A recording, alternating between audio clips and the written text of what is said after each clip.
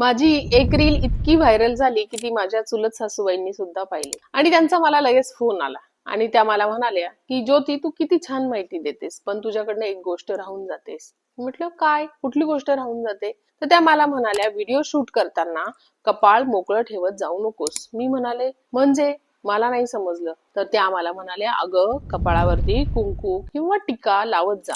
कपाळावर स्त्रियांचं भाग्य असतं आणि त्यावरती कुंकवाचा टिका लावला नाही तर तुझ्या भाग्याला नजर लागेल. अच्छा, मग मी लगेच या टॉपिक वरती रिसर्च करायला थोडी सुरुवात केली आणि या गोष्टीकडे जर आपण आध्यात्मिक दृष्टिकोनाने पाहिलं तर कपाळाच्या मध्यभागी आपलं आज्ञाचक्र असतं आणि त्या ठिकाणी जेव्हा आपण टिका लावतो त्या ठिकाणी प्रेशर पडून आज्ञाचक्र ऍक्टिव्हेट होतं. जर याच गोष्टीला आपण सायंटिफिकली पाहिलं तर कपाळाच्या मध्यभागी जेव्हा प्रेशर पडतं त्यावेळी पिनल ग्लँड्स ऍक्टिव्हेट होतात आणि त्याच्यामुळे आपलं डोकं शांत राहतं, मूड स्विंग्स आपल्या कंट्रोलमध्ये राहतात. अँगर आणि स्ट्रेस यासोबत आपण इझिली डील करू शकतो. याचे एवढे फायदे आहेत की सायनस सारखे आजार सुद्धा यामुळे बरे होतात.